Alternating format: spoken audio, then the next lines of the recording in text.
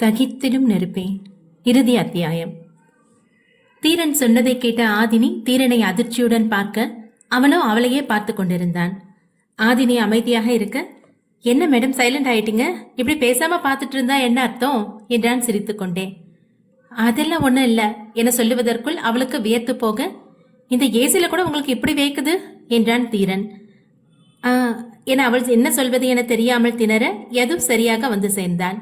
ஏற்கனவே கோபத்துடன் வந்தவன் தீரன் ஆதினியிடம் பேசிக் கொண்டிருப்பதை பார்த்தவன், ஆதினி இங்க என்ன பண்ணிட்டு இருக்க, மேல ரூமுக்கு போ என்றான் கோபத்துடன். அப்பா தப்பிச்சோம் என நினைத்தவள் விட்டால் போதுமென அங்கிருந்து ஓடினாள். தீரனை முறைத்த யது அங்கிருந்து போக அவனை அழைத்தான் தீரன். யதுவின் அருகில் சென்ற தீரன், என்ன பாஸ் ரொம்ப சூடா இருக்கீங்க போல என சிரித்தான். இங்க பாரு, நான் உன்னை டிஸ்டர்ப் பண்ண மாட்டேன், அதே மாதிரி நீயும் என் லைன்ல வராம இருந்தா உனக்கு நல்லது என எச்சரித்து விட்டு அங்கிருந்து யது செல்ல தீரன் சிரித்து கொண்டு நின்றான். ராகேஷ் அவனையே பார்க்க அதை பார்த்தவன் கண்களால் என்னவென்று கேட்க அவன் ஒன்றுமில்லை என தலையாட்டிவிட்டு அங்கிருந்து ஓடினான். வேதநாயகி தூங்கிவிட அவரது அறையிலிருந்து வெளியே வந்தாள் பாரதி. கிச்சனில் இருந்த சீதா பாரதியை அழைக்க அவள் அங்கு சென்றாள். சொல்லுங்க அத்தை, அம்மா தூங்கிட்டாங்களா? சாப்பிட்டு டேப்லெட் போட்டுட்டு தூங்கிட்டாங்க அத்தை, அவங்க தூங்கினதுக்கு அப்புறம் தான் நான் வெளியே வந்தேன் என்றாள் பாரதி. சரிம்மா, உன்கிட்ட ஒரு முக்கியமான விஷயம் பேசணுமா? என்னன்னு சொல்லுங்க அத்தை. அடுப்பை ஆஃப் செய்த சீதா, இங்க வேணா வா, வெளியே தோட்டத்துல போய் பேசலாம் என்றவர் அவளை அழைத்து கொண்டு தோட்டத்திற்கு வந்தார். அவளை அழைத்து வந்துவிட்டு சீதா எதுவும் பேசாமல் அமைதியாக இருக்க, அத்தை பேசணும்னு வர சொல்லிட்டு அமைதியா இருக்கீங்க, என்கிட்ட பேசுறதுக்கு எதுக்கு அத்தை இவ்வளவு தயங்குறீங்க, என்ன விஷயம் சொல்லுங்க என்றாள் பாரதி. எனக்கு ஒரு உதவி செய்வியாமா? என்ன அத்தை இது, உதவி அதுன்னு பெரிய வார்த்தையெல்லாம் சொல்றீங்க, என்னன்னு சொல்லுங்க என்றாள் பாரதி. எனக்கு என் அம்மா பழைய மாதிரி வேணும்மா, அதுக்கு நீ தான் மனசு வைக்கணும். கண்டிப்பா அத்தை, நான் பாட்டியை சீக்கிரம் பழைய மாதிரி கொண்டு வந்துடுவேன், இதுக்கா இவ்வளவு தயங்குனீங்க என சிரித்தாள் பாரதி. இல்லம்மா, நீ அதுக்கு நடிக்கணும் என அவர் நிறுத்த, நடிக்கணுமா, நீங்க என்ன சொல்றீங்கன்னு புரியலையே அத்தை என்றாள் குழப்பத்துடன். அம்மாக்கு நீங்க 2 பேரும் வேற வேற கல்யாணம் பண்ணது தெரியாது, அது தெரிஞ்சா அவங்க நிலைமை நான் சொல்லி உனக்கு தெரியணும்னு இல்லை, அதனால நீங்க 2 பேரும் புருஷன் பொண்டாட்டியா நடிக்கணும் என சீதா சொல்ல பாரதி அதிர்ந்து போய் அவரை பார்த்தாள். அத்தை அது எப்படி நானு என அவள் தயங்க, வேற வழி இல்லம்மா, பாட்டிக்காக நீ இதை ஒத்துக்கிட்டு தான் ஆகணும் என்றார் சீதா. நான் இன்னும் அவரோட பொண்டாட்டியா தான் அத்தை இருக்கேன், ஆனா உங்க மக அப்படி இல்லையே என மனதில் நினைத்தவன், இது நான் மட்டும் முடிவு பண்ண முடியாது அத்தை, உங்க பையன் இதுக்கு ஒத்துக்கணும், அவனை நான் சம்மதிக்க வைக்கிறேன், உனக்கு இதுல சம்மதம் தானே? என்றாள் மெதுவாக. தீரன் தம்பி இதுக்கு என சீதா தயங்க, அவர்கிட்ட நான் பேசிக்கிறேன் அத்தை, நீங்க கவலைப்படாதீங்க, பாட்டிய பழைய நிலைமை கொண்டு வர்றது என் பொறுப்பு என பாரதி சொல்ல அவள் நெற்றியில் முத்தமிட்டு விட்டு சந்தோஷத்துடன் அங்கிருந்து சென்றார் சீதா. பாரதி அடுத்து என்ன செய்வது என யோசித்தவள் தீரனிற்காக காத்திருந்தாள். ஏதோ அறையில் கோபத்துடன் நடந்து கொண்டிருக்க கதவை தட்டிவிட்டு உள்ளே வந்தார் சீதா. எது கண்ணா, வாங்கம்மா என்றவன் இயல்பு நிலைக்கு மாற அவனது கன்னத்தை வருடிய சீதா, சாப்பிட்டியாப்பா என்றார். சாப்பிட்டம்மா, என்ன விஷயம், கூப்பிட்டிருந்தா நானே கீழே வந்திருப்பல்ல என்றான் யது. ஏன் கண்ணா, நான் ஒரு ரூமுக்கு வரக்கூடாதா? அப்படியெல்லாம் இல்லம்மா, என்ன விஷயம்மா? கண்ணா, இன்னைக்கு பாட்டிக்கு நினைவு வந்து கண்ணு முழிச்சு பேசினாங்க என்றவர் நடந்ததை யதுவிடம் சொல்ல அவன் அமைதியாக கேட்டுக்கொண்டிருந்தான். என்னப்பா அமைதியா இருக்க, வேற என்னம்மா செய்யறது? இப்படி சொன்னா எப்படிப்பா, பாட்டி குணம் ஆகிறது நமக்கு முக்கியம் இல்ல, பாட்டி குணமாகி பழைய மாதிரி ஆகணும்னு எனக்கும் ஆசைதாம்மா, அதுக்காக என அவன் நிறுத்த, புரியுதுப்பா, 2 பேரும் வேற வேற கல்யாணம் பண்ணிக்கிட்டீங்க, இப்ப மறுபடியும் புருஷன் பொண்டாட்டியா நடிக்க சொல்றது கஷ்டமா தான் இருக்கும், ஆனா பாட்டிக்காக நீங்க 2 பேரும் இதை செஞ்சுதான் ஆகணும் என சீதா சொல்ல எதுவிற்கு என்ன சொல்வது என்று தெரியவில்லை. இந்த ஜென்மத்துல என் பொண்டாட்டி அப்படின்னா அது பாரதி மட்டும்தான், ஆனா உன் மருமக இப்ப அப்படி இல்லையே என நினைத்தவன், அம்மா இதுக்கு ஏன் சம்மதம் மட்டும் பத்தாது, பாரதியும் இதுக்கு சம்மதிக்கணும் என்றான். அவகிட்ட பேசிட்டேன், அவ இதுக்கு சம்மதம் சொல்லிட்டா, அவகிட்ட கேட்டுட்டு தான் உன்கிட்ட பேச வந்த என சீதா சொல்ல ஏதோ அதிர்ந்தான். அவ எப்படி இதுக்கு ஒத்துக்கிட்டா, அவ சரின்னு சொன்னாலும் அந்த தீரன் இதுக்கு எப்படி சம்மதிச்சான் என யோசனையில் இறங்க சீதா அழைப்பில் நினைவிலிருந்து மீண்டவன், சொல்லுங்கம்மா என்றான். இல்ல உனக்கு இதுல சம்மதம் தானே, ஆதினி தப்பா நினைச்சுக்க மாட்டாள்ல என்றார் சீதா. அதெல்லாம் இல்லம்மா, நான் பாத்துக்கிறேன் என்றான் யது. சரி கண்ணா என்றவர் கீழே செல்ல யது மீண்டும் யோசனையில் இறங்கினான். தீரனிற்காக ரூமில் காத்திருந்த பாரதி அவன் நீண்ட நேரமாகியும் வராமல் போக அவனை தேடிக்கொண்டு வெளியே வந்தாள். அவன் ஹாலில் இருப்பான் என நினைத்து அவள் அங்கு செல்ல அவன் அங்கு காணவில்லை. இந்த நேரத்துல எங்க போயிருப்பாரு என நினைத்த பாரதி வெளியே கார்டனிற்கு வர அங்கு தனியாக நின்று வானத்தை பார்த்து கொண்டிருந்தான் தீரன். அருகில் அவள் வந்ததை கூட கவனிக்காமல் வானத்தையே பார்த்து கொண்டு நின்றிருந்தான். என அவள் இரும்ப அவனிடம் எந்த அசைவும் இல்லை. தீரன் என பாரதி அழைக்க திரும்பி பார்த்தவன் கண்கள் கலங்கியிருந்தது. தீரன் என்னாச்சு என அவள் கேட்க திரும்பிய தீரன் அவளை அணைத்துக் கொள்ள அந்த அதிர்ச்சியில் செயலற்று நின்றாள் பாரதி. இதை மாடியில் நின்று பார்த்து கொண்டிருந்த யதுவின் கண்கள் கோபத்தில் சிவந்தது. ஏற்கனவே பாரதியின் மேல் கோபமாக இருந்தவனின் கோபம் இன்னும் அதிகமாக சுவற்றில் கையை ஓங்கி குத்தியவன் அதற்கு மேல் அங்கு நிற்க பிடிக்காமல் அங்கிருந்து சென்றான். முதலில் அதிர்ந்த பாரதி பிறகு தீரனது அணைப்பில் காமம் இல்லை என்பதை உணர்ந்தவள் அமைதியாக இருக்க சிறிது நேரத்தில் நிதானத்துக்கு வந்த தீரன் தான் செய்த காரியத்தை நினைத்து வருந்தினான். I am really sorry Bharathi, நான் வேணும்னு இதை செய்யல என அவன் வருந்த, பரவாயில்ல தீரன், நீங்க தப்பான நோக்கத்துல அதை பண்ணலன்னு எனக்கு தெரியும், நீங்க அதுக்காக வருத்தப்படாதீங்க என்றாள் பாரதி. நாளைக்கு வானதியோட நினைவு நாள். ஒவ்வொரு வருஷமும் அந்த நாள் வர்றப்ப வானதியோட நினைவு அதிகமா வந்து என்னை உயிரோட கொள்ளும். என் வானதி போனப்பவே நானும் போயிருப்பேன். இதன்யா அப்படின்னு ஒரு ஜீவன் இல்லாம இருந்திருந்தா நான் என் வானதி கூடவே போயிருப்பேன் என கண் கலங்கினான் தீரன். அப்படிலாம் சொல்லாதீங்க தீரன். ஒருத்தர் இந்த உலகத்துல இல்லாம போறதுக்கும் ஒருத்தர் இந்த உலகத்துல இருக்கிறதுக்கும் கண்டிப்பா காரணம் காரியங்கள் இருக்கும். காலம் எல்லாத்துக்கும் மருந்தா அமையும் என்றாள் பாரதி. அதை கேட்டு தீரன் சிரிக்க, எதுக்கு இப்ப சிரிக்கிறீங்க என்றாள் பாரதி. பின்ன என்ன, அட்வைஸ் பண்றது ஈஸி, அனுபவிக்கிறனுக்கு தான் அந்த வலியும் வேதனையும் தெரியும். உங்களுக்கு அதெல்லாம் புரியாது. நான் ஆசிரமத்துல தான் வளர்ந்தேன், படிச்சது, வேலைக்கு போனது எல்லாமே நானே தான் பார்த்துக்கிட்டேன். எனக்குன்னு அப்ப எந்த சொந்தமும் இல்லை. நிறைய பேரை பார்த்து ஏங்கியிருக்கேன். இப்படி யாரும் இல்லாம எதுக்கு வாழணும்னு கூட யோசிச்சிருக்கேன். இப்ப பாருங்க, எனக்கு நிறைய சொந்தங்கள் என்னை சுத்தியும் இருக்கு. அதனாலதான் சொல்றேன், ஒவ்வொரு செயலுக்கும் காரண காரியம் இருக்கும் என்றாள் பாரதி. ஓ, அப்ப நான் வானதியை இழந்ததுக்கும் இதன்யாவோட நான் இங்க வந்ததுக்கும் காரணம் இருக்குன்னு சொல்றீங்களா? நிச்சயமா இருக்கும், பார்க்கலாம் அதையும் என்றவன் தன் கவலை மறந்து சிரித்தான். ஒரு வாரம் கடந்தது. அந்த வீடே பரபரப்பாக காணப்பட்டது. வீட்டு ஆண்கள் வருபவர்களை வரவேற்றுக் கொண்டிருக்க பெண்கள் அறக்க பறக்க வேலை பார்த்து கொண்டிருந்தனர். பாரதி கவனித்த கவனிப்பில் வேதநாயகி சீக்கிரமே பழைய நிலைமைக்கு திரும்பியிருந்தார். சீதா என வேதநாயகி ஹாலில் உட்கார்ந்து கொண்டு அழைக்க சீதா ஓடி வந்தார். எல்லா ஏற்பாடும் செஞ்சாச்சா? ஐயர் வர டைம் ஆச்சு. அவர் வரப்ப எல்லாம் ரெடியா இருக்கணும். வந்ததும் பூஜையை ஸ்டார்ட் பண்ணிடணும். எல்லாம் ரெடியா இருக்குமா? ஐயர் வந்ததுமே ஸ்டார்ட் பண்ணிடலாம். இப்ப எதுக்குமா திடீர்னு இந்த பூஜை என சீதா சந்தேகத்துடன் கேட்க, உங்க அம்மா பழையபடி ஆகிட்டாங்கல்ல, அதுக்குதான் என பர்வதம் நக்கலாக பேச வேதநாயகி திரும்பி அவரை பார்க்க அவ்வளவுதான் பர்வதம் வாயை மூடிக்கொண்டார். என் பேரனும் பேத்தியும் மறுபடியும் ஒன்று சேர்ந்துட்டாங்க. அவங்கள பிடிச்ச திருஷ்டி எல்லாம் இதோட போகணும். யாருக்குன்னு அவங்க மேல படாம இருக்கணும். அதுக்குதான் இந்த பூஜை என்றார் வேதநாயகி. அத்த என கூப்பிட்டு கொண்டே சுபத்ரா அங்கு வந்தார். சொல்லுமா, சுமங்கலிங்களை வர சொல்லியிருந்தீங்கல்ல, எல்லாரும் வந்துட்டாங்க. சரிம்மா, பூஜை முடிஞ்சு அவங்க பாரதியை ஆசீர்வாதம் பண்ணிட்டு போறப்ப அவங்களுக்கு தர வேண்டிய புடவை, பூ, பொட்டு எல்லாம் ரெடியா? ரேவதி தானே அதை பார்த்துக்க சொன்னேன். எல்லாம் ரெடிமா, நான் இப்பதான் செக் பண்ணிட்டு வந்தேன் என சொல்லிக்கொண்டே வந்தார் ரேவதி. பர்வதத்திற்கு தான் பாவம் தாங்க முடியவில்லை. என்னடி, உன் மாமியார் கேள்வி படுத்திருந்ததை பார்த்துட்டு அதோட நிலைமை அவ்வளோதான், சீக்கிரம் போய் சேர்ந்துடும் நினைச்சா இப்படி குத்துக்கல்லாட்டம் வந்து நின்றுட்டு பழைய மாதிரி எல்லாரையும் கட்டுப்பாட்டுக்குள்ள கொண்டு வந்துருச்சு. விட்டா கொள்ளு பேரன் பேத்தியை பார்த்துட்டு தான் போவோம் போலையே என்றார் பர்வதம். நீ வேறம்மா, கொஞ்ச நாள் வேலை எதுவும் செய்யாம ஜாலியா இருந்துட்டு இப்ப இந்த கிழவி கொடுக்குற வேலையில உடம்பெல்லாம் வலிக்குது. என் வீட்டுக்காரர்கிட்ட சொன்னா எனக்குன்னு இருக்காரு. எதுவும் இல்லாம இவ்வளவு நாள் நான் கஷ்டப்பட்டது போதும், எனக்கு அவன் அருமை தெரிஞ்சிருச்சு. இப்பதான் அவன் கொஞ்சம் கொஞ்சமா மனசு மாறிட்டு வரான். சீக்கிரம் கம்பெனியை அவன்கிட்ட ஒப்படைச்சாதான் எனக்கு நிம்மதி. நீயும் உன் அம்மா கூட சேர்ந்துட்டு இந்த குடும்பத்தை கெடுக்க இனி ஏதாவது பண்ணன்னு தெரிஞ்சா உன் அம்மா கூட சேர்ந்து உன்னையும் வீட்டை விட்டு அனுப்பிடுவேன் உறுதியா சொல்லிட்டாருமா என சலித்தபடி சொன்னார் ஈஸ்வரி. அவர் கிடக்குறாருடி, நீ இந்த வீட்டை ஆள வேணாமா என பார்வதி ஆசை வார்த்தை பேச, வேணாம் சாமி, எனக்கு எதுவும் வேணாம். என்னை இந்த வீட்டில் நிம்மதியா வாழ விடு. நீ வர வரைக்கும் நான் நல்லா தான் இருந்தேன். நீ வந்ததுக்கு அப்புறம் தான் இப்படி மாறிட்டேன். கஷ்டமோ நஷ்டமோ அதை நானே பாத்துக்கிறேன். நீ இனி எங்க குடும்ப விஷயத்துல தலையிட வேணாம். இன்னைக்கு பூஜை முடிஞ்சதும் முதல்ல ஊருக்கு கிளம்புற வழியை பாரு என ஈஸ்வரி சொல்ல பர்வதம் அதிர்ந்தார். என்னடி இப்படி சொல்ற? போன்னு சொன்னா நான் எங்க போவேன் என பர்வதம் அழ ஆரம்பிக்க, தெரியுதுல்ல, அப்ப ஒழுங்கா இரு என ஈஸ்வரி சொல்ல பர்வதம் வாயை மூடிக்கொண்டார்.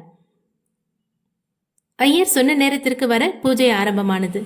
யதுவும் பாரதியும் அருகருகே அமர்ந்திருந்தனர். பாரதி முகம் தெளிவுடன் இருக்க யது முகம் இறுகி போய் இருந்தது. 1 மணி நேரத்திற்கு முன் வேதநாயகி சொன்னதால் சங்கட நாராயண பூஜை செய்ய ஏற்பாடு செய்யப்பட்டிருந்தது.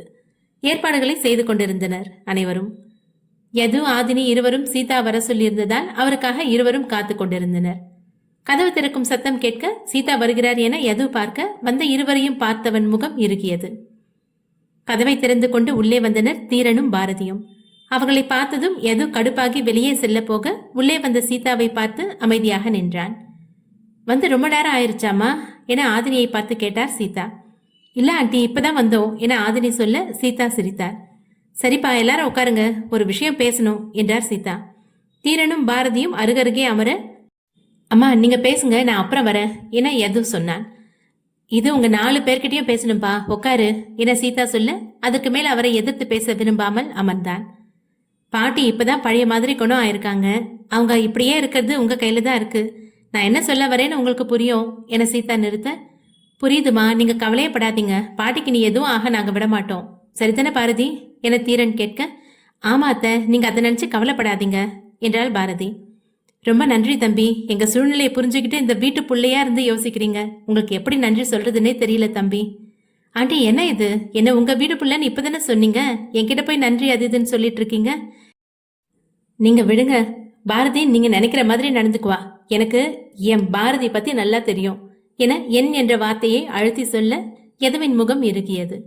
கண்களை துடைத்த சீதா ஆதினியிடம் திரும்ப, நீங்க எதுவும் சொல்ல வேண்டிய அவசியம் இல்ல ஆண்டி, நீங்க நினைக்கிற மாதிரி நாங்க நடந்துப்போம் என்றாள் ஆதினி. சரிம்மா, நீங்க எல்லாம் ரெடி ஆயிட்டு கீழே பூஜைக்கு வாங்க என்று விட்டு சீதா செல்ல ஆதினி அவரின் பின்னால் சென்றாள். பாரதி, உனக்கு எந்த உறுத்தலும் வேணாம், I am always be with you, okay என்றவன் அங்கிருந்து செல்ல அவனின் பின்னால் சென்ற பாரதியின் கையை பிடித்து நிறுத்திய யது அவளை கதவோடு சாய்த்து நிறுத்தியவன் கதவை தாழ் போட்டான். பாரதி கதவோடு ஒன்றி நிற்க தன் 2 கைகளால் யது அவளை அணை கட்ட பாரதி பயந்து போய் அவனை பார்த்தாள். பாரதியின் உதட்டை நோக்கி அவன் குனிய அவள் பயத்தில் கண்களை மூட யது அவளை பார்த்தான். பயப்படாத, இன்னொருத்த பொண்டாட்டி மேல என் சுண்டு விரல் கூட படாது என சிரித்தான் யது. கண்களை திறந்து மனதை ஆசுவாசப்படுத்திய பாரதி, இப்ப எதுக்கு என்ன இப்படி நிறுத்தி வச்சிருக்கீங்க, என்ன வேணும் உங்களுக்கு என்றாள் கடுப்புடன். என்ன வேணான்னு சொல்லிட்டு இன்னொருத்தனை கட்டிக்கிட்டல்ல, அப்படியே போக வேண்டியது தானே, இங்க எதுக்கு மறுபடியும் வந்த என்றான் கோபத்துடன். ஏன் நீங்களும் தான் நான் வேணான்னு டிவோர்ஸ் பண்ணிட்டு இன்னொருத்திய கட்டிக்கிட்டீங்க, நீங்க மட்டும் எதுக்கு வந்தீங்க, இந்த சொத்து வேணும்னு பொண்டாட்டிய கூட்டிட்டு வந்துட்டீங்களா என சிரித்தாள் பாரதி. அவள் சொன்னதை கேட்ட யது கோபம் இன்னும் அதிகமாக அவளது கழுத்தை பிடித்து நெரித்தான். பாரதி மூச்சு விட சிரமப்படுவதை பார்த்தவன், வேணா, தேவையில்லாம என்கிட்ட இப்படி பேசிட்டு இருக்காத, ஒரு நேரம் போல ஒரு நேரம் இருக்க மாட்டேன், ஏற்கனவே உன் மேல கொலை வெறியில இருக்க, கொன்னுடுவேன் ஜாக்கிரத என்றவன் அவளை அப்படியே பெட்டில் தள்ளிவிட்டு அங்கிருந்து சென்றான். மெதுவாக எழுந்து அமர்ந்த பாரதி அங்கிருந்த தண்ணீரை எடுத்து குடித்தவள் அப்பொழுதுதான் நன்றாக மூச்சு விட்டாள். இன்னொரு கல்யாணம் பண்ணதுக்கு நான் தான் உங்க மேல கோவப்படணும், ஆனா நீங்க என் மேல இப்படி கோவப்பட்டு இருக்கீங்க, நீங்க எவ்வளவு கோவப்படுற அளவுக்கு நான் என்ன பண்ண என சிறிது நேரம் அழுதவள் கண்களை துடைத்து கொண்டு அங்கிருந்து சென்றாள். ஐயர் வர யதுவையும் பாரதியையும் அழைத்து கொண்டு வர சொன்னார் வேதநாயகி. மகா சென்று பாரதியை அழைத்து வர ரோஹன் யதுவை அழைத்து கொண்டு வந்தான். பாரதி பாட்டியின் காலில் விழ யதுவும் காலில் விழுந்தான். அவர்களை ஆசிர்வதித்த வேதநாயகி, 2 பேரும் 100 வருஷத்துக்கு இதே ஒற்றுமையோட சந்தோஷமா வாழணும், போய் மனையில உட்காருங்க என சொல்ல இருவரும் போய் அமர்ந்தனர். பூஜை நல்லபடியா முடிய வேதநாயகியிடம் வந்த ஐயர், எல்லாம் நல்லபடியா முடிஞ்சதுமா, இன்னொரு விஷயம் என சொல்லி நிறுத்த, சொல்லுங்க ஐயரே, எதனால தயங்காம சொல்லுங்க என்றார் வேதநாயகி. குடும்பமா ஒரு தடவை ராமேஸ்வரம் போய் முன்னோர்களுக்கு ஒரு பூஜை பண்ணிட்டு வந்தீங்கன்னா இன்னும் சிறப்பா இருக்கும், உங்க பேர பிள்ளைங்களுக்கு உங்க முன்னோர்கள் ஆசீர்வாதம் பரிபூர்ணமா கிடைக்கும் என்றார் ஐயர். ராமேஸ்வரம் தானே, போயிட்டு வந்துடுறோம் என்றார் வேதநாயகி. சரிங்கம்மா, நான் போயிட்டு வரேன் என ஐயர் விடைபெற, ஐயர் சொன்னதை கேட்டீங்கல்ல, நாளைக்கே ராமேஸ்வரம் கிளம்புறோம், அதுக்கான ஏற்பாட்டை பண்ணுங்க, எல்லாரும் கண்டிப்பா வரணும் என வேதநாயகி சொல்லிவிட்டு செல்ல சீதாவும் சுபத்ராவும் அதற்கான ஏற்பாடுகளை செய்ய சென்றனர். ராமேஸ்வரம். ராமேஸ்வரம் என்றாலே ராமநாத சுவாமி என்பதுதான் பிரசித்தம். ராமேஸ்வரம் சென்று வந்தால் முன்னோர்கள் செய்த பழிபாவங்கள் கழிந்து அவர்களது ஆசிர்வாதம் அந்த சந்ததியினருக்கு கிடைக்கும் என்பது ஐதீகம். ஐயர் சொல்லிவிட்டு சென்றதால் யதுவின் மொத்த குடும்பமும் ராமேஸ்வரம் வந்து ராமநாத சுவாமியை வழிபட்டனர். பாட்டி, நீங்க சொன்னீங்கன்னு குடும்பமா எல்லாரும் வந்து சாமி கும்பிட்டாச்சு, அவ்வளவுதானா, கிளம்பலாமா என பறந்தான் யது. என்ன கண்ணா இது, வந்து சாமி கும்பிட்டதும் இப்படி சூடு தண்ணியை காலில் ஊத்திக்கிட்ட மாதிரி பறக்கிற, கோயிலுக்கு வந்துட்டு இப்படி அவசரப்படக்கூடாது கண்ணா என்றார் வேதநாயகி. பாட்டி, எனக்கு நிறைய வேலை இருக்கு, நீங்க சொன்னீங்கன்னு தான் கோயிலுக்கு வந்தேன், நான் கிளம்புறேன், நீங்க எல்லாரும் வேணா இருந்துட்டு வாங்க என்றான் யது. என்ன எது இது? அதான் பாட்டி இவ்வளவு தூரம் சொல்றாங்கல்ல, வந்ததும் வந்தாச்சு, கொஞ்சம் பொறுமையாயிருடா என்றார் ராம். எப்பொழுதும் தந்தையின் பேச்சுக்கு மதிப்பு கொடுப்பவன் இப்பொழுதும் அவரது வார்த்தைக்கு மதிப்பு தந்து பேசாமல் நின்றான். கார்ல போய் வச்சிருக்க சாப்பாட்டை எடுத்துட்டு வாங்க, அந்த பெரிய மரத்துக்கடியில உட்காந்து எல்லாரும் ஒன்னா சாப்பிடலாம் என வேதநாயகி சொல்ல சீதாவும் சுபத்ராவும் சென்று காரில் இருந்த சாப்பாட்டை கொண்டு வந்தனர். எல்லோரும் ஒரு பெரிய வட்டமாக அமர அதற்கு நடுவில் நின்று கொண்டு சீதாவும் சுபத்ராவும் அனைவருக்கும் பரிமாறினர். பாரதியின் ஒரு பக்கம் எது அமர அவளுக்கு இன்னொரு பக்கம் தீரன் அமர்ந்திருந்தான். அம்மா சாப்பிட்டுட்டா இங்க இருந்து கிளம்பலாமா என கேட்டார் ஈஸ்வர். இல்லடா, இன்னும் கடல்ல இறங்கி குளிக்கவே இல்லையே, எல்லாரும் கடல்ல இறங்கிட்டு தான் போகணும். வேலை இருக்கு அது இருக்குன்னு எதுவும் காரணம் சொல்லக்கூடாது என எச்சரித்தார் பாட்டி. ரைட்டு, உன் பாட்டி இன்னைக்கு ஒரு முடிவோடு தான் இருக்காங்க என்றான் கண்ணன் கார்த்திகாவிடம். சும்மா இருங்க, பாட்டி காதுல எதுவும் விழுந்துற போகுது, அப்புறம் தர்ம அடி வாங்குவீங்க என்றாள் கார்த்திகா மெதுவாக. என்னம்மா உன் புருஷன் உன்கிட்ட என்ன சொல்லிட்டு இருக்கான் என வேதநாயகி கேட்க, ஒன்னும் இல்ல பாட்டி, சும்மா பேசிட்டு இருந்தோம் என்றான் கண்ணன் சிரித்து கொண்டே. பொண்டாட்டிக்கிட்ட அப்புறம் பேசலாம், சாப்பிடுங்க என வேதநாயகி சொல்ல அதற்கு மேல் கண்ணன் வாயை திறக்கவில்லை. அனைவரும் கலகலப்பாக பேசிக்கொண்டே சாப்பிட்டுக் கொண்டிருக்க ரோகன் மட்டும் அமைதியாக அமர்ந்திருந்தான். அதை அவ்வப்போது பாரதி கவனித்துக் கொண்டுதான் இருந்தாள். காரணம் அவளுக்கு தெரிந்திருந்ததால் அவனிடம் எதுவும் கேட்கவில்லை. சாப்பிட்டுக் கொண்டிருந்த பாரதிக்கு புறையேற அருகில் அமர்ந்திருந்த தீரன் அவளது தலையை தட்டி அவளுக்கு தண்ணீரை எடுத்து நீட்டினான். அதை மற்றவர்கள் கவனிக்கவில்லை. ஆனால் அதை பார்த்த வேதநாயகியின் நெற்றி சுருங்கியது. அருகில் இருந்த யதுவை பார்க்க அவனோ எனக்கென்ன என்பது போல் அமர்ந்திருக்க அதை மனதில் குறித்து கொண்டவருக்கு ஏதோ தவறாகப்பட மூவரையும் மற்றவர்களுக்கு சந்தேகம் வராத வண்ணம் கவனிக்க ஆரம்பித்தார். அனைவரும் சாப்பிட்டு முடிக்க சீதாவும் சுபத்ராவும் சாப்பிட அமர பாரதி அவர்கள் இருவருக்கும் பரிமாறினாள். மற்றவர்கள் பேசிக் கொண்டிருக்க தனியாக நின்றிருந்த ரோகனிடம் வந்தான் கண்ணன். அவன் வந்தது கூட தெரியாமல் ஏதோ யோசனையில் அவன் இருப்பதை பார்த்த கண்ணன், மாப்ள என்றான் அவனின் தோளில் கை வைத்து. திரும்பிய ரோகன் கண்கள் கலங்கி இருக்க அதை பார்த்து அதிர்ந்து போனான் கண்ணன். இதுவரை ரோகன் அழுது அவன் பார்த்ததே இல்லை. எப்பொழுதும் சிரித்து கொண்டிருப்பவன் இங்கு வந்த இடத்தில் அழுவதை பார்த்த கண்ணன் பதறிப்போனான். என்னாச்சு மாப்ள, அங்க எல்லாரும் ஒன்னா இருக்கப்ப நீ மட்டும் ஏன் இப்படி தனியா வந்து நின்றுட்டு இருக்க? தனியா நிக்கிறது இல்லாம அழுதுட்டு இருக்க, என்னாச்சுடா, ஏதாவது பிரச்சனையா என்றான் கண்ணன். அதெல்லாம் எதுவும் இல்ல மாமா, சும்மா வேடிக்கை பார்த்துட்டு நின்றுட்டு இருந்தேன். காத்து அதிகமா அடிச்சதுனால கண்ணில் தூசி விழுந்துருச்சு மாமா, அவ்வளவுதான். நான் போய் அழுவனா? என்ன மாமா நீ காமெடி பண்ணிட்டு இருக்க என்று விட்டு அவன் சிரித்து கொண்டே செல்ல அந்த சிரிப்பில் உயிர் இல்லை என கண்ணனுக்கு நன்றாகவே தெரிந்தது. அனைத்து இடங்களையும் சுற்றி பார்த்துவிட்டு இறுதியாக கடலுக்கு வந்தவர்கள் சிறிது நேரம் அங்கு பொழுதை கழித்தனர். நேரமாவதை உணர்ந்த யது வேதநாயகியிடம் சென்றான். பாட்டி, டைம் ஆச்சு பாருங்க, இப்ப கிளம்பினாதான் வீட்டுக்கு போக டைம் கரெக்டா இருக்கும், எல்லாரையும் கிளம்ப சொல்லுங்களேன் என்றான் யது. அவன் சொல்வதும் சரிதான் என்பதை உணர்ந்த வேதநாயகி எல்லோரையும் வண்டி ஏற சொல்ல ஒவ்வொருவராக சென்று வண்டியில் ஏறினர். பாரதி மட்டும் இன்னும் ஏறவில்லை என்பதை அறிந்த யது அவளை தேடிக்கொண்டு சென்றான். அவளுக்கு தண்ணீர் கடல் என்றால் பயம் என்பது அவன் அறிந்த ஒன்றே. அங்கு வந்ததிலிருந்து அவளை அவன் கவனித்துக் கொண்டுதான் இருந்தான். அவளை நினைத்துதான் சீக்கிரம் இங்கிருந்து கிளம்பலாம் என வேதநாயகியிடம் சொல்லச் சென்றான். மற்றவர்கள் கூட அவளும் வண்டியில் ஏறியிருப்பாள் என நினைத்தவன் அவள் இல்லாமல் போக தனது அஜாக்கிரதையை நினைத்தவன் தன்னையே நொந்து கொண்டான். பல இடங்களிலும் தேடி அவள் கிடைக்காமல் போக அவனுக்கு ஏதோ பயமாக இருந்தது. தூரத்தில் கூட்டமாக இருக்க அவனுக்கு ஏதோ நெருடலாக பட கடவுளை வேண்டிக் கொண்டே சென்றான். கடவுளே, என் பாரதிக்கு எதுவும் ஆயிடக்கூடாது, அவ இல்லாம என்னால வாழ முடியாது, அவ எனக்கு வேணும் என மனதில் தன் இஷ்ட தெய்வங்கள் அனைத்தையும் வேண்டிக் கொண்டே அந்த கூட்டத்தை விலக்கி கொண்டு சென்றான். அங்கு வேறு ஏதோ ஒரு பெண் சடலமாக கிடக்க அவன் அப்போதுதான் மூச்சை விட்டான். சில நிமிடம் அங்கு நின்றவன் பிறகு அவளுக்கு என்னவோ ஏதோ என பயந்து போய் சுற்றியும் தேடினான். தூரத்தில் பாரதி நின்றிருப்பது போல் அவனுக்கு தோன்ற அங்கு ஓடினான். அவளின் அருகில் மூச்சு வாங்க அவன் போய் நிற்க அவளும் அந்த கடையில் விற்று கொண்டிருந்த கடல் சங்கை ஆசையுடன் ஊதிக்கொண்டிருந்தாள். அவளின் அருகில் எது வந்திருப்பதை கண்டவள், இங்க பாருங்களேன், இது எவ்வளவு சூப்பரா என அவள் சொல்லும் முன் அவளின் கன்னத்தில் ஓங்கி அறைந்தான் யது. கன்னம் சுர்ரென எரிய அவளின் கண்ணில் இருந்து கண்ணீர் வந்தது. அவளை இறுக்கி அணைத்த யது, எங்கடி போன, உன்னை காணாம நான் பயந்தே போயிட்டேன், அங்க கூட்டமா இருந்துச்சு, அது நீ நினைச்சு என அவளை அணைத்து கொண்டு அவன் சொல்ல அவனின் கண்ணீர் அவளின் தோளில் விழுந்தது. அவன் அழுகிறான் என்பதை உணர்ந்த பாரதி, எனக்கு ஒன்றும் இல்லைங்க, இங்கே என்ன பாருங்க என அவனின் தோள் பற்றி அவனை பார்க்க அவனது கண்கள் கலங்கி போய் சிவந்து இருக்க அதில் தெரிந்த தன் மீதான அவனின் காதலை கண்டவள், யது நீங்க என அவள் சொல்லி முடிப்பதற்குள் அவளது உதட்டை சிறை செய்தான் யது.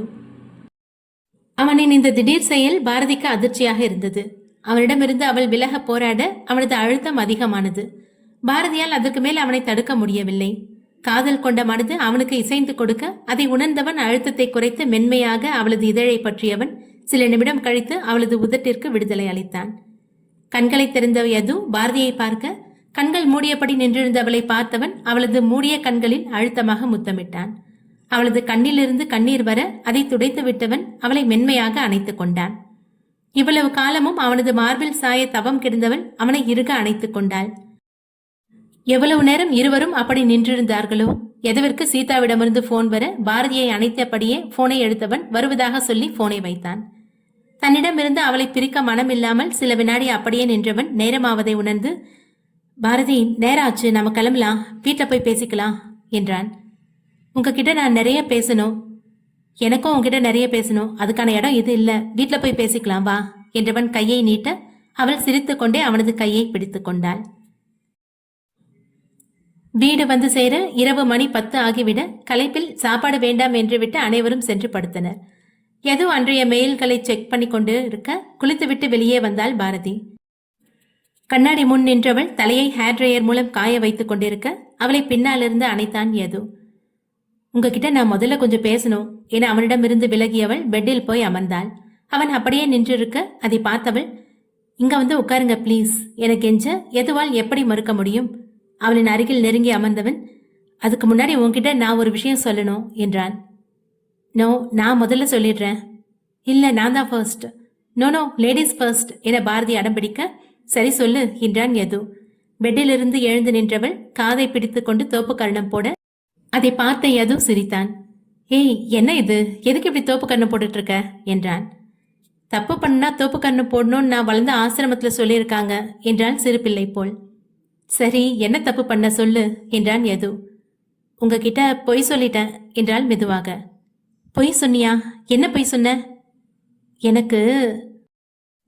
உனக்கு என அவளை போலவே கேட்டான். எனக்கும் தீரனுக்கும் கல்யாணம் ஆகல, உங்ககிட்ட பொய் சொன்ன என்றாள் பாரதி. தெரியும் என யது சொல்ல பாரதி அதிர்ந்தாள். தெரியுமா? எப்படி? பீச்சில் நான் உன்னை கட்டுப்பிடிச்சப்ப நீ என்னை விளக்கல, அதுலேயே நான் புரிஞ்சுக்கிட்டேன் நீ இன்னும் என் பொண்டாட்டியாக தான் இருக்கன்ட்டு என நிறுத்தியவன் எழுந்து நின்று தோப்பு கரணம் போட ஆரம்பித்தான். அவனது செயலில் அதிர்ந்த பாரதி, என்னங்க நீங்க ஏன் தோப்பு கண்ணை போட்டுட்டு இருக்கீங்க என்றாள். நீ தானே சொன்ன தப்பு பண்ணா தோப்பு கண்ணை போடணும்னு.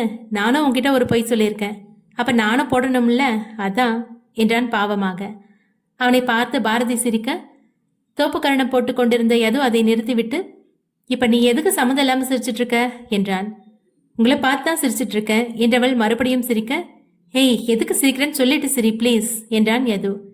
நீங்க பண்றதை பார்த்தா சூரிய வம்சம் படம் பார்க்குற மாதிரி இருக்கு என அவள் வாய்விட்டு சிரிக்க அவளை முறைத்தவன் அது முடியாமல் போக அவளுடன் சேர்ந்து சிரித்தான். அவளின் கையை பிடித்தவன், நான் என்ன பொய் சொன்னேன்னு கேட்க மாட்டியா என்றான். கேட்க மாட்டேன். ஏன் கேட்க மாட்டேன்? உனக்கு தெரிய வேணாமா? நீங்க என்ன பொய் சொன்னீங்கன்னு எனக்கு தெரியும் என பாரதி சொல்ல அதை கேட்ட யது அதிர்ந்து போய் அவளை பார்த்தான். தெரியுமா என்றான் அதிர்ச்சியுடன். என மேலும் கீழும் தலையை ஆட்டினாள் பாரதி. இல்ல நீ வேற எதையாவது என அவன் சொல்ல வர, உங்களுக்கும் ஆதினிக்கும் கல்யாணம் ஆயிடுச்சுன்னு பொய் சொல்லியிருக்கீங்க. ஆதினி உங்க ஃப்ரெண்டு மட்டும்தான், அவ லவ் பண்றது ராகேஷ என அவள் அனைத்தையும் போட்டு உடைக்க யதுவிற்கு அதிர்ச்சியின் மேல் அதிர்ச்சியாக இருந்தது. அப்போ உனக்கு எல்லாமே தெரியுமா என்றான் இன்னும் அதிர்ச்சி குறையாமல். தெரியும். எப்படி தெரியும்? ஏன் நீ உனக்கு தெரிஞ்ச மாதிரி காட்டிக்கவே இல்லை? எனக்கு தீரன் சொன்னாரு என்றவள் அன்று காஃபி ஷாப்பில் நடந்த அனைத்தையும் தீரன் பார்த்ததையும் அவர்களை போட்டோ எடுத்ததையும் சொன்னாள் பாரதி. உனக்கு இது முன்னாடியே தெரியும் அப்படின்னா அதை பத்தி ஏன் என்ன கேட்கல என்றான் யது. உங்களுக்கு கல்யாணம் ஆகலன்னு தான் நான் தெரிஞ்சுக்கிட்டேன், ஆனா உங்க மனசுல நான் இருக்கிறேனா இல்லையான்னு எனக்கு தெரியல, அதான் விலகி இருந்தேன். ஏன் பாரதி இவ்வளோ நாள் என் கூட இருந்திருக்க, உனக்கு ஒரு நாள் கூடவா என்னோட காதல் தெரியல என்றான் வேதனையுடன். இல்லைங்க, அப்பப்ப நீங்க என் மேல காட்டுற அக்கறையில அது வெறும் அக்கறை மட்டும் இல்ல, என் மேல காதல் இருக்குன்னு தோணும். ஆனா அதுக்குள்ள தாரா வந்து குழப்பி விட்டுட்டு போயிடுவா. உங்களுக்கு அவளைதான் பிடிச்சிருக்குன்னு நினைச்சு நாம விலகி இருந்திருக்கலான்னு தோணும் என்றாள் பாரதி கண்ணீருடன். நிலா மகள் ஊர்வலம் வந்து கொண்டிருந்த வேளை. யதுவின் அருகில் அவனது தோளில் சாய்ந்தபடி அமர்ந்திருந்தாள் பாரதி. யது அமைதியாக இருப்பதை பார்த்தவள், நான் உனக்கு கேட்டா கோச்சுக்க மாட்டீங்கல்ல என்றாள்.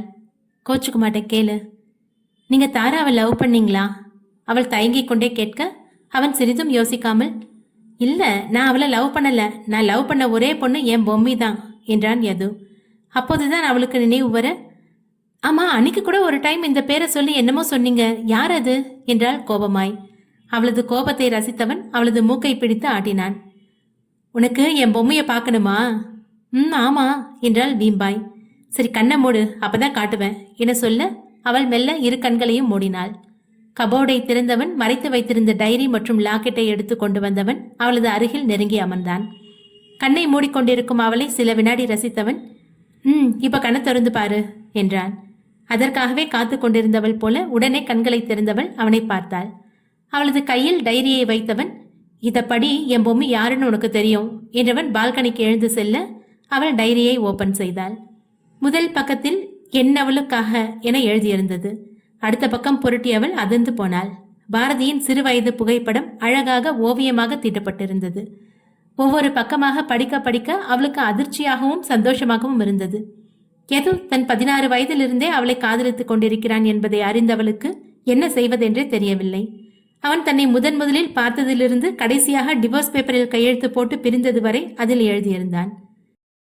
கடைசியாக, மனசுக்கு பிடிச்சவளோட கை கோர்க்க பிடிக்கும், ஒருவேளை அவளுக்கு என்ன பிடிக்கலன்னா அவளுக்கு பிடிச்சவங்களோட அவளை சேர்த்து வைக்க பிடிக்கும் என்று எழுதியிருந்தான்.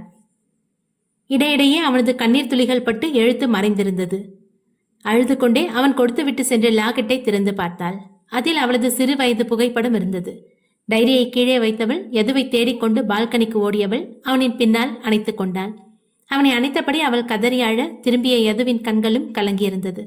அவன் எவ்வளவோ சமாதானம் செய்தும் அவளது அழுகை நிற்கவே இல்லை. கண்ணம்மா, இங்க பாரு என்றவன் அவளது முகத்தை நிமிர்த்தினான்.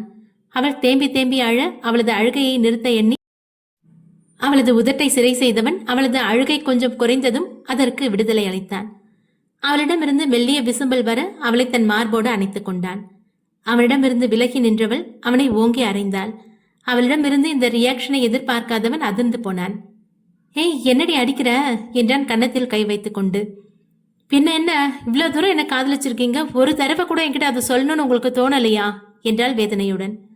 அவளது கண்ணில் இருந்த வேதனையை கண்டவன், நான் டைரியில் அதை பத்தி எழுதல, உன்கிட்ட இப்ப சொல்றேன் என்றவன் கௌதம் மித்ரா பற்றியும் வாசு பற்றியும் சொல்லியவன் இறுதியாக வாசு எழுதி வைத்துவிட்டு சென்ற கடிதத்தை பற்றியும் அவளிடம் சொன்னான்.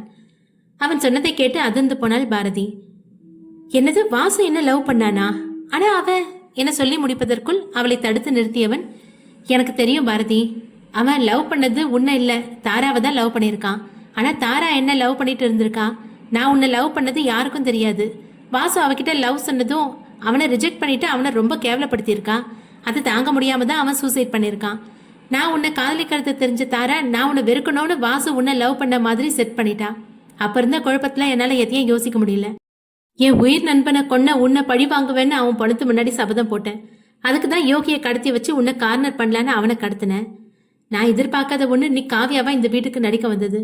ஆனா அதையும் எனக்கு சாதகமா பயன்படுத்திக்கிட்டேன். ஒவ்வொரு தடவை உன்னை காயப்படுத்தும் போதும் உன்னை விட நான் தான் ரொம்ப கஷ்டப்பட்டேன். உனக்காக கொஞ்சம் மனசு தடுமாறும் போதும் எனக்கு வாசு ஞாபகம் வந்துடும். அப்புறம் உன் மேல இன்னும் கோபம் அதிகமாயிடும். நமக்கு கல்யாணம் ஆகி கொஞ்ச நாள் கழிச்சுதான் உனக்கும் வாசுவுக்கும் எந்த சம்மந்தமும் இல்லைன்னு தெரிஞ்சது. அதுக்கப்புறம் தான் யோகியை வெளியில விட்டேன் என அனைத்தையும் சொல்லி முடித்தான் யது. அவன் சொன்னதையெல்லாம் கேட்ட பாரதி தன்னை சுற்றி இவ்வளவு விஷயம் நடந்திருப்பதை நினைத்து அதிர்ந்து போனாள். அவள் அமைதியாக நிற்பதை பார்த்தவன், உன் மேல எனக்கு கோபம் இருந்தப்பவும் என் மனசுல ஒரு ஓரத்துல என் பாரதி தப்பு பண்ணிருக்க மாட்டான்னு ஒரு எண்ணம் அப்பப்ப வரும். அதான் யாருக்கும் தெரியாம டிடெக்டிவ் கிட்ட சொல்லி விசாரிக்க சொன்னேன். அப்பதான் தெரிஞ்சது தாரா தான் இது எல்லாத்துக்கும் காரணம்னு. என் கூடவே இருந்துட்டு என்னை ஏமாத்திருக்கா. இது தெரிஞ்சும் நான் அமைதியா இருந்தேன். நீ என்னை காதலிக்கல அப்படின்னாலும் என்னால உனக்கு எந்த பிரச்சனையும் வரக்கூடாதுன்னு தான், அவளை ஏதாவது செஞ்சா உனக்கு ஆபத்து வந்துடும் தான் இவ்வளவு நாளா அமைதியா இருந்தேன். ஆனா இனி நான் சும்மா இருக்க மாட்டேன். இனி இந்த யதுவோட உண்மையான முகத்தை அந்த தாராவுக்கு காட்டுறேன் என யது கோபத்தில் சொல்ல அவனது கண்ணில் இருந்த கோபத்தை பார்த்தவள் பயந்து போனாள். வானத்துக்குள் இருந்து பூத்த சிவப்பு மலராய் சூரியன் வெளியே வர அழகாக புலர்ந்தது காலை பொழுது. விடிய விடிய மனதில் உள்ள அனைத்தையும் பேசிய யதுவும் பாரதியும் விடியற் காலையில்தான் கண்ணயர்ந்தனர். அப்படி இருந்தும் வழக்கமாக எழும் நேரத்திற்கு பாரதிக்கு முழிப்பு வர மெதுவாக கண் திறந்தாள். இரவு சரியாக உறங்காததால் கண்கள் சிவந்து போயிருந்தது. கண்கள் எரிய அதை தேய்த்து கொண்டே மெதுவாக கண் திறந்தாள். யது தன்னை அணைத்தபடி உறங்குவதை பார்த்து சிரித்தவள் அவனது நெற்றியில் அவன் எழாத வண்ணம் மெதுவாக முத்தமிட்டாள். எழுந்து சென்று தலைக்கு குளித்து விட்டு வந்தவள் தூக்கத்தில் குழந்தை போல் உறங்கும் தன் கணவனின் அழகை ரசித்துக் கொண்டிருக்க, இப்படியே எவ்வளோ நேரம் என்னை பார்த்துட்டு இருப்ப பொண்டாட்டி என்று அவளை இழுத்து தன்னோடு அணைக்க, நீங்க தூங்கலையா என்றாள் அதிர்ச்சியுடன். தூங்கிட்டு தான் இருந்தேன், நீ அசைஞ்சதும் முழிப்பு வந்துருச்சு. நீ வேற முத்தெல்லாம் கொடுத்தியா, சரி என்னதான் பண்ற பாக்கலான்னு தூங்குற மாதிரி படுத்திருந்தேன். நீ என்னடா பாக்குற பார்த்துட்டே இருக்க, விட்டா இன்னைக்கு முழுசும் பார்த்துட்டே தான் இருப்ப போல, அதான் இது வேலைக்காவாதுன்னு முழிச்சுட்ட என்றான். அவனிடமிருந்து விலகியவள், போதும் காலங்காத்தால ஆரம்பிக்காதீங்க, எழுந்து குளிங்க, 2 பேரும் கோயிலுக்கு போயிட்டு வரலாம் என்றவள் பெட்டிலிருந்து எந்திரிக்க, பாரதி ஒரு நிமிஷம் என்றான் யது. அவனிடம் திரும்பியவள், சொல்லுங்க என சொல்ல எழுந்த அவளிடம் வந்தவன், அது இங்க வா என அவளின் காதருகில் சென்றவன் அவளது கன்னத்தில் அழுத்தமாக முத்தமிட்டு விட்டு அவள் எதுவும் சொல்வதற்கு முன் அங்கிருந்து பாத்ரூமிற்குள் ஓடினான். பாரதி கீழே இறங்கி வர ராம், ரவி, ஈஸ்வர் மூவரும் ஹாலில் அமர்ந்து கம்பெனி நிலவரங்களை வேதநாயகியிடம் பேசிக் கொண்டிருந்தனர். கிச்சன் சென்ற பாரதி அங்கு சீதா இருப்பதை பார்த்தவள், நான் எல்லாருக்கும் காஃபி போடட்டுமாத்த என்றவள் அனைவருக்கும் காஃபி போட ஆரம்பித்தாள். அவளது முகத்தில் இருந்த சந்தோஷத்தை கண்ட சீதா, என்னம்மா இன்னைக்கு வழக்கத்தை விடவும் உன் முகம் பொலிவா சந்தோஷமா இருக்க மாதிரி இருக்கு, என்ன விஷயம் என சிரித்தார். இனியும் உண்மையை மறைப்பது நல்லதில்லை என உணர்ந்த பாரதி, இருவரும் போட்ட திருமண நாடகம் இப்பொழுது இருவரும் சேர்ந்தது என அனைத்தையும் சொல்லி முடித்தாள். அனைத்தையும் கேட்ட சீதா எதுவும் பேசாமல் அமைதியாக இருக்க, என்னாச்சத்த எதுவும் சொல்லாம அமைதியா இருக்கீங்க, எங்க மேல கோவமா அத்த, நாங்க பண்ணது தப்பு தான், எங்களை மன்னிச்சிருங்க ப்ளீஸ் என வருந்தினாள் பாரதி. கோவம்லாம் இல்லம்மா, உங்களை நினைச்சாதான் கஷ்டமா இருக்கு. 2 பேரும் ஒருத்தருக்கு ஒருத்தர் இவ்வளோ காதலிச்சோம், அதை வெளியில சொல்லாம இதனால எவ்வளோ கஷ்டம் பாரு. ஒன்று சொல்ற நல்லா கேட்டுக்கோ, புருஷ பொண்டாட்டிக்குள்ள நீயா நானா அப்படின்ற போட்டி மட்டும் எப்பவும் இருக்கக்கூடாது. 2 பேரும் ஒன்று அப்படின்ற நினைப்பு 2 பேர் மனசுக்குள்ளேயும் இருக்கணும். ஒருத்தரை கஷ்டப்படுத்துறேன்னு ஒருத்தர் ஏதாவது செஞ்சா அதோட பலனை 2 பேரும் தான் அனுபவிக்கணும். அதே மாதிரி ஒருத்தரை ஒருத்தர் புரிஞ்சுக்கிட்டு விட்டு கொடுத்து போனா 2 பேரும் சந்தோஷமா இருக்க முடியும். முதல்ல புருஷன் பொண்டாட்டி ஈகோ பார்க்க கூடாது. ஈகோ பார்த்து வாழ ஆரம்பிச்சா யாரும் நிம்மதியா இருக்க முடியாதுமா. யாரு கண்ணு பட்டுச்சோ இவ்வளோ நாளா 2 பேரும் பிரிஞ்சு இருந்து ரொம்ப கஷ்டப்பட்டுட்டீங்க. இனிமேலையாவது 2 பேரும் ஒருத்தர் புரிஞ்சுக்கிட்டு சந்தோஷமா இருங்க என கண் கலங்கினார் சீதா. இதுவரை அவர் பேசியதெல்லாம் கேட்டு கொண்டிருந்த யது அவரின் பின்னால் அணைத்தவன், ஐம் சாரிம்மா, நான் தான் உங்க எல்லாரையும் கஷ்டப்படுத்திட்டேன் என்றான். அதெல்லாம் எதுவும் இல்லப்பா, இப்ப 2 பேரும் ஒருத்தர் புரிஞ்சுக்கிட்டீங்கல்ல, அது போதும். இனிமேலையாவது 2 பேரும் சேர்ந்து சந்தோஷமா இருங்க. நீங்க இவ்வளோ நாளும் செஞ்ச தப்புக்கு ஒரு பரிகாரம் செய்யணும் என சீதா சொல்ல, எதுவும் பாரதியும் புரியாமல் ஒருவரையொருவர் பார்த்தனர். என்னத்த சொல்றீங்க, எங்களுக்கு புரியல என்றாள் பாரதி. இவ்வளோ நாளும் எங்களை ஏமாத்திட்டு இருந்தீங்கல்ல, அதுக்கு ஒரு தண்டனை இருக்கு 2 பேருக்கும் என்றார் சீதா கோபமாக. நாங்க பண்ணது மன்னிக்க முடியாத தப்பு தான், நாங்க என்ன பண்ணணும் சொல்லுங்கம்மா என்றான் யது. அத நான் சொல்றேன் என்ற குரல் சமையல் அறை வாசலில் இருந்து கேட்க மூவரும் திரும்பி பார்த்தனர். அங்கு வேதநாயகி நின்றிருப்பதை பார்த்த மூவரும் அதிர்ந்து போயினர். அம்மா என சீதா அதிர, பாட்டி என்றனர் யதுவும் பாரதியும் ஒரே நேரத்தில். உள்ளே கோபமாக வந்த வேதநாயகி மூவரையும் முறைத்தவர், என்ன சீதா இது, நீயும் இதுக்கு உடந்தையா என்றார் கோபத்துடன். இல்லம்மா, எனக்கும் இப்பதான் தெரியும் என சீதா சொல்ல, அப்ப 2 பேரையும் புருஷன் பொண்டாட்டிய நடிங்கன்னு சொன்னது யாரு என வேதநாயகி கேட்க, சீதா என்ன சொல்வது என தெரியாமல் தலை குனிந்தார். பாட்டி, அம்மா மேல எந்த தப்பும் இல்ல, நான் தான் தப்பு பண்ணிட்டேன், என்னை மன்னிச்சிருங்க பாட்டி என்றான் யது. அவர் மேலேயும் அத்தை மேலேயும் எந்த தப்பும் இல்லை பாட்டி, நான் தான் தப்பு பண்ணிட்டேன், எந்த தண்டனைனாலும் எனக்கு கொடுங்க பாட்டி என அழுதாள் பாரதி. நீ என்ன தப்பு பண்ண, நான் தான் தப்பு பண்ணிட்டேன், நான் தான் தண்டனையை அனுபவிக்கணும், எனக்கு தண்டனை கொடுங்க பாட்டி என்றான் யது. நீங்க சும்மா இருங்க, ஆம்பளை நீங்க இப்படி அப்படிதான் இருப்பீங்க, பொண்ணு நான் தான் விட்டு கொடுத்து போயிருக்கணும், அதை விட்டுட்டு நானும் சரிக்கு சமமா பண்ணா எப்படி, என் மேல தான் தப்பு, நான் தான் தண்டனையை அனுபவிக்கணும் என்றாள் பாரதி. அதை எப்படி, நீ தான் புரியாம இருந்த அப்படின்னா நான் தான் உனக்கு ஏதாவது சொல்லி எடுத்து சொல்லி புரிய வச்சிருக்கணும், அதை விட்டுட்டு ஏன் ஈகோவால உன்னையும் கஷ்டப்படுத்தி இந்த வீட்டில் இருக்கவங்களையும் இவ்வளோ நாளும் கஷ்டப்படுத்தி ரொம்ப பெரிய தப்பு பண்ணிட்டேன், நான் தான் தண்டனையை அனுபவிக்கணும் என்றான் யது. இருவரும் மாத்தி மாத்தி நான் தான் தண்டனையை அனுபவிக்கணும் என சொல்லி கொண்டிருக்க அதை பார்த்த வேதநாயகி, நிறுத்துங்க, 2 பேரும் தான் தப்பு பண்ணிருக்கீங்க, அதுக்கு 2 பேரும் தான் தண்டனையை அனுபவிக்கணும் என வேதநாயகி சொல்ல, சீதா அவர் என்ன சொல்ல போகிறாரோ என பயத்துடன் பார்த்தார். யதுவையும் பாரதியையும் பார்த்த வேதநாயகி, நீங்க பண்ண தப்புக்கு என்ன தண்டனை தெரியுமா என கோபத்துடன் சொல்ல, அவர்கள் இருவரும் எந்த தண்டனை என்றாலும் அதை செய்ய தயார் என்பது போல் அமைதியாக நின்றனர். நீங்க பண்ண தப்புக்கு தண்டனை இன்னும் ஒரே வருஷத்துல கொள்ளு பேரனோ பேத்தியோ பெத்தி என் கையில கொடுக்கணும் என வேதநாயகி கோபத்துடன் சொல்ல, என்னவோ ஏதோ என பயந்த சீதா அவர் சொன்னதை கேட்டு சிரித்தார். ஆனால் அவர்கள் இருவரும் அவர் என்ன சொன்னார் என நன்றாக கேட்காமல் அமைதியாக இருக்க, சில நிமிடம் கழித்துதான் பாரதிக்கு அவர் சொன்னதின் அர்த்தம் புரிய, பாட்டி என்றால் அதிர்ச்சியுடன். பாவம் யதுவிற்கு இப்பவும் அவர் சொன்னது புரியாததால் ஏதோ தண்டனை என நினைத்து அமைதியாக நின்றான். ஆமா, நான் சொன்னதுதான். 2 பேரும் சீக்கிரம் எனக்கு புள்ளைய பெத்து கொடுக்கணும் என கோபமாக சொல்லி அப்புறம் வேதநாயகி சிரிக்க பாரதி அவரை பாட்டி என அணைத்துக் கொண்டாள். அதுவரை அமைதியாக நின்ற யதுவிற்கு அப்போதுதான் வேதநாயகி சொன்னதின் அர்த்தம் மூளையை சென்றடைய, ஐயோ பாட்டி என்றான் சந்தோஷத்துடன். லூசு பயலே, உனக்கு எல்லாமே லேட்டா தான் புரியுமாடா என அவனது தலையில் கொட்டினார் வேதநாயகி. சாரி பாட்டி, நீங்க கோவமா ஏதோ சொல்றீங்கன்னு நினைச்சிட்டேன் என்றான் யது. எனக்கு என்ன கோவம் கண்ணா, இந்த வயசான கேள்விக்காக நீங்க 2 பேரும் நடந்ததெல்லாம் மறந்துட்டு திரும்பவும் இங்க வந்தீங்க. வந்தது மட்டும் இல்லாம குணமாகணும் அப்படின்னு 2 பேரும் நிறைய விட்டு கொடுத்துருக்கீங்க. நீங்க பண்ணதுக்கு நான் தான் உங்களுக்கு நன்றி சொல்லணும் என கண் கலங்கினார் வேதநாயகி. இல்ல பாட்டி, நான் தான் தப்பு பண்ணிட்டேன். நான் தான் பாரதியை புரிஞ்சுக்கல, உங்க யாரையுமே புரிஞ்சுக்கல. என் ஈகோ தான் பெருசு அப்படின்னு எல்லாரையும் விட்டுட்டு இந்த வீட்டை விட்டு வெளியே போனேன். நான் போனதுனால தானே உங்களுக்கு இப்படி ஒரு நிலைமை வந்துச்சு. என்ன மன்னிச்சிருங்க பாட்டி என அழுத யது அவரை அணைத்து கொண்டான். அவனது முதுகை ஆதரவாக வருடிய பாட்டி, நடந்தது நடந்துருச்சு, இனிமேல் நடக்க வேண்டியதை பார்க்கலாம். யார் கண்டுபட்டுச்சோ 2 பேரும் இவ்வளோ நாளாக ரொம்ப கஷ்டப்பட்டுட்டீங்க. இனிமேலையாவது 2 பேரும் சேர்ந்து சந்தோஷமா இருங்க. 2 பேரும் சேர்ந்து கோயிலுக்கு போய் ஒரு அர்ச்சனை பண்ணிட்டு வாங்க. இனி நடக்கிறது எல்லாமே நல்லதாவே நடக்கும். போயிட்டு வாங்க என்றார் வேதநாயகி. எதுவும் பாரதியும் கைகோர்த்து கொண்டு வெளியே வர ஹாலில் இருந்தவர்கள் அதை பார்த்து யோசனையில் இறங்க அவர்கள் பின்னால் வந்த வேதநாயகியை பார்த்து அவருக்காக இருவரும் நடிக்கின்றனர் என நினைத்து கொண்டனர். வேதநாயகி போய் சோஃபாவில் அமர சீதா அனைவருக்கும் காஃபி கொண்டு போய் கொடுத்தார். வேதநாயகி ஏதோ யோசனையில் இருப்பதை பார்த்து சீதா, என்னம்மா ஏதோ யோசிச்சுட்டு இருக்க மாதிரி இருக்கு என சொல்ல அங்கிருந்த மூவரும் பேசுவதை நிறுத்திவிட்டு வேதநாயகியை நிமிர்ந்து பார்த்தனர். சொல்றேன், வீட்டில் இருக்க எல்லாரையும் வர சொல்லு என வேதநாயகி சொல்ல சீதா அனைவரையும் ஹாலுக்கு வர சொல்லிவிட்டு வந்தார். 5 நிமிடங்களில் வீட்டில் உள்ளவர்கள் ஹாலுக்கு வந்து சேர்ந்தனர். யாருக்கும் எதுவும் தெரியாததால் வேதநாயகி எதுக்கு வர சொன்னார் என தெரியாமல் ஒருவரை ஒருவர் பார்த்து கொண்டனர். எதுவும் பாரதியும் சிரித்துக்கொண்டே மாடியிலிருந்து இறங்கி வர அதை நடிப்பு என நினைத்து கொண்டனர் அனைவரும். வேதநாயகியிடம் வந்த யது, பாட்டி நாங்க போயிட்டு வரோம் என்றான். 1 நிமிஷம் இருப்பா என்றவர் சீதாவை அழைத்து காதில் ஏதோ சொல்ல அவர் தலை அசைத்துவிட்டு சிரித்துக்கொண்டே பூஜை அறைக்கு சென்றார். என்ன நடக்குதுங்க என்பது போல் மற்றவர்கள் பார்த்து கொண்டிருந்தனர். எல்லாரும் பூஜை ரூமுக்கு வாங்க என்று சொல்லிவிட்டு வேதநாயகி முன்னால் செல்ல மற்றவர்கள் குழப்பத்துடன் அவரின் பின்னால் சென்றனர். எது, நீயும் உன் பொண்டாட்டியும் உள்ள போய் ஜோடியா நில்லுங்க என்றார் வேதநாயகி. எது அவளின் கையை பிடித்து கொண்டு உள்ளே செல்ல அதை பார்த்த கண்ணன், டேய் மாப்ள, நடிப்புனாலும் ஒரு நியாயம் வேணாமாடா, நீ ஒரு நடிகன் இல்ல மகா நடிகன்டா என கண்ணன் நினைக்க அவன் பக்கத்தில் இருந்த கார்த்திகா அவனது கையை கிள்ளினாள். ஏண்டி கிள்ன என்றான் கையை தேய்த்து கொண்டே. என் அண்ணாவையா நடிகன்னு சொன்னீங்க, உங்களுக்கு இருக்கு இருங்க என்றாள். அது எப்படி உன் அண்ணாவை பத்தி நான் மனசுல நினைச்சது உனக்கு கேட்டுச்சு? உங்க அண்ணன் தங்கச்சி பாசத்துக்கு ஒரு அறவே இல்லையா? பாசமலர் படத்தையே மிஞ்சிருவீங்க போல என்றான் கண்ணன். அண்ணா, நீங்க மைண்ட் வாய்ஸ் நினைச்சு சத்தமா பேசிட்டீங்க என சிரித்தாள் சுவாதி. ஐயோ, எனக்கு வில்லன் வெளியிலிருந்து வர வேணாம், எனக்கு நானே தான் வில்லன் என நினைத்தவன் கார்த்திகாவை பார்த்து சிரித்து வைத்தான்.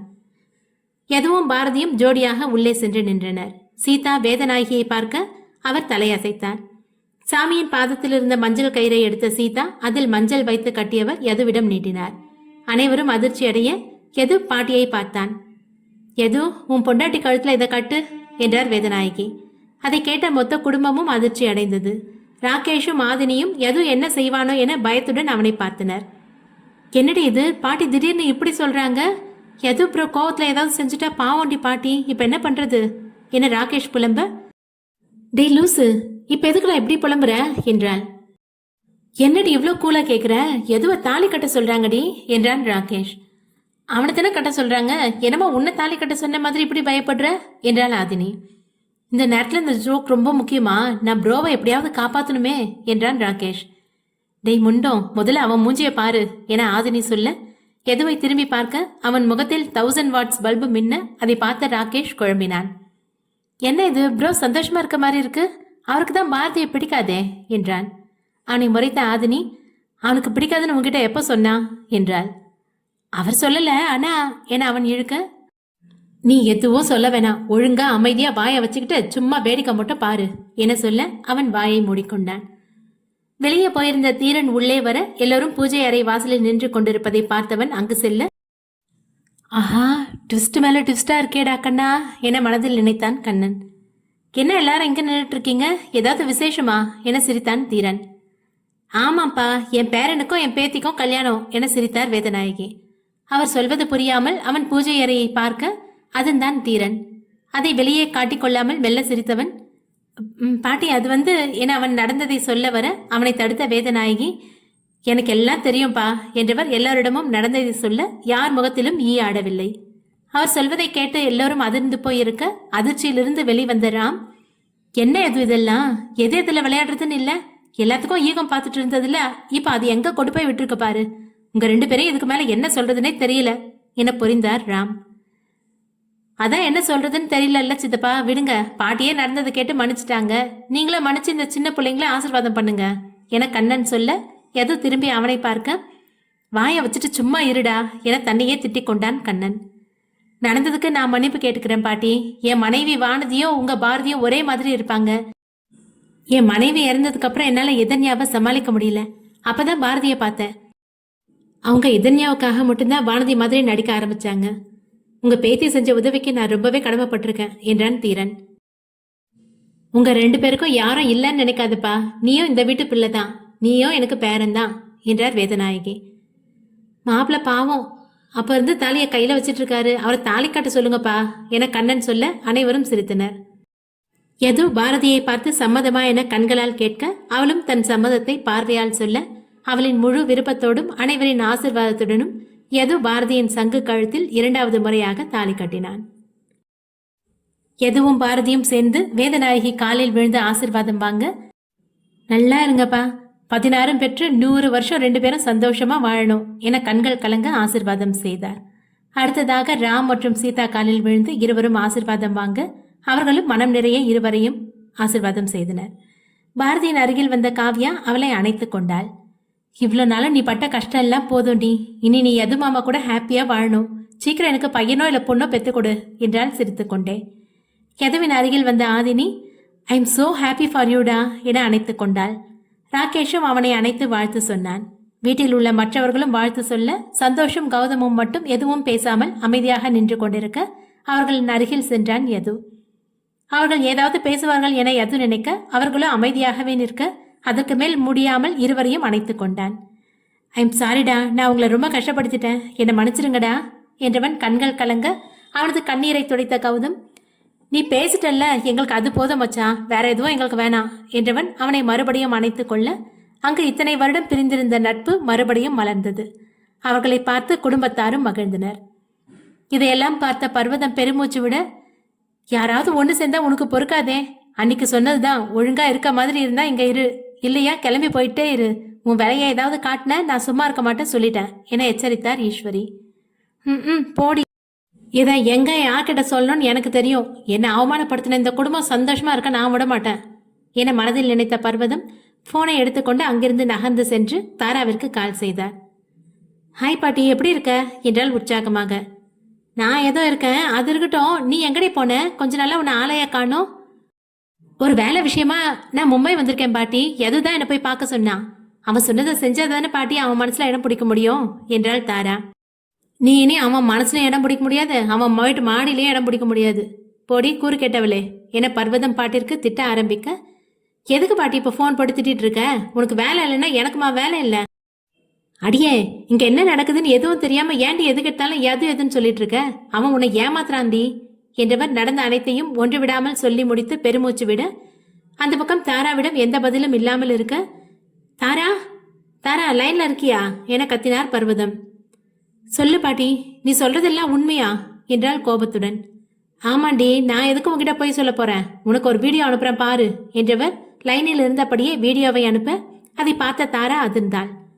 பாட்டி இது, ஆமா, இப்ப மறுபடியும் எது பாரதியோட கழுத்துல தாலி கட்டினா, எல்லாம் இந்த கிழவி பண்ண வேலை, கொஞ்ச நாளா எதுவோட நடவடிக்கையே சரியில்லை, என்னை இங்க அனுப்பிட்டு அவன் அங்க காய நகர்த்திருக்கான் பாட்டி, நான் உடனே கிளம்பி வரேன், இந்த டைம் நான் கொடுக்குற அடியில இருந்து அந்த குடும்பம் வெளியவே வர முடியாது, எல்லாரையும் என்ன பண்ற பாரு என்றாள் தாரா கோபத்துடன்.